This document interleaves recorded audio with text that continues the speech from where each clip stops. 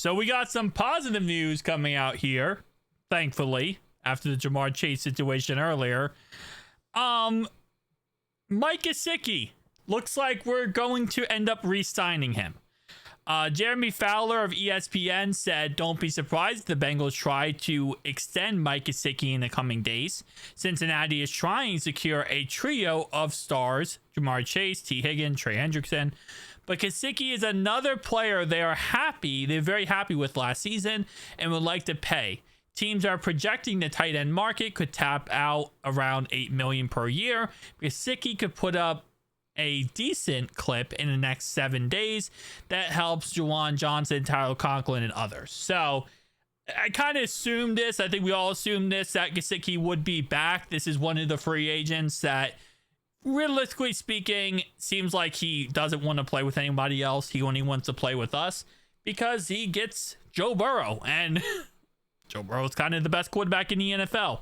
So it makes sense that he would want to go ahead and come back and play for us again. Now, he did take a prove-it year last year, hoping that he would get a crazy new contract.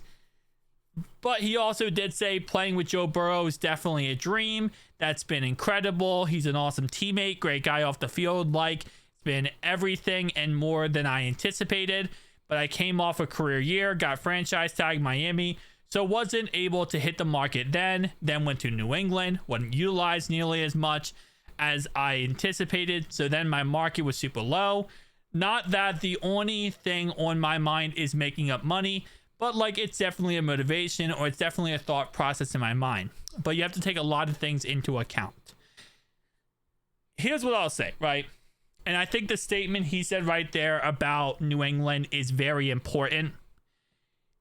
He knows if he hits the open market again, he's probably going to go to a team maybe like the Raiders, potentially a New England again. New England actually is a team that right now is speculated to go after him if he hit the open market. So if he does hit the open market, he's going to go to a bad team, probably with either a young quarterback or bad quarterback, and he's not going to get the target share he wants.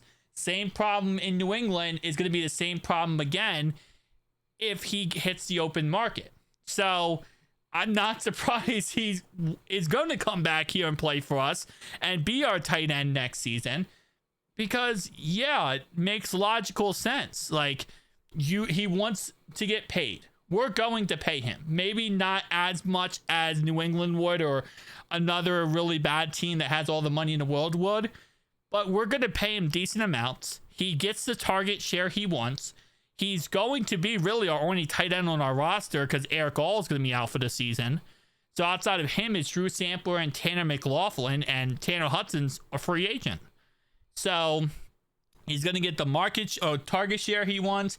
He's going to get paid. He's going to play with a great quarterback. It's kind of a win-win in every category for him. Now, of course, the money has to make sense, but I would assume the money will make sense, because I think we could probably get him for around 6.5, maybe 6 million, right around that area. And I think that could work out very well for us. So good to hear some positive news that we're most likely going to get this guy back, Mike Gesicki. We still got BJ Hill and Mike Hilton on the open market right now. We still got some poor news earlier about Jamar Chase. The Bengals and Jamar Chase aren't anywhere close on a contract right now. T. Higgins' situation is still in limbo. Trey Hendrickson's situation still in limbo. So we just need some positive news. So I'm happy. I'm beyond happy that this is something good coming out of, free agency right now, because it seemed like all doom and gloom. Thankfully, everything is good there. Now, I will say we still have a situation where we need to go ahead and get rid of Sam Hubbard. We need to get rid of Alex Kappa. I was talking about Alex Kappa in a previous video. I don't think we'll get rid of him until we sign somebody else or draft somebody else. Even then, I could see them trying to get him to take a pay cut and keep him on the roster, just because that's kind of how we work. But the situation with Sam Hubbard, I don't know if he'll take a pay cut. He could potentially take a pay cut to stay with the Bengals. He is an Ohio kid. He loves Cincinnati. So he could take a pay cut, or he could potentially, we cut him and maybe bring him back for less money. It's always a possibility as well. I know when we got rid of Trenton Irwin, he did not want to come back. Like, they wanted to put him on the practice squad, and he said no. He wanted to go to Carolina. He went to Carolina. Didn't really do anything. I think he's still in their practice squad, and that was pretty much it. But he was kind of, once he got cut by us, sent out a thank you, goodbye message, and moved on, which it is what it is. So hopefully the situation gets played out correctly for all of our guys. I still want to bring back Gesicki, which it looks like we will. I still want to bring back Mike Hilton, BJ Hill, and obviously I want to get the Trey, Chase, and T situation also figured out. Everyone else, Joseph Asai, I would love to have him back, but looks like Chicago might end up getting Asai. Cam Sample, I'm not sure what's going to go happen there. Again, we have 10 days till free agency. It's crazy to say that out loud.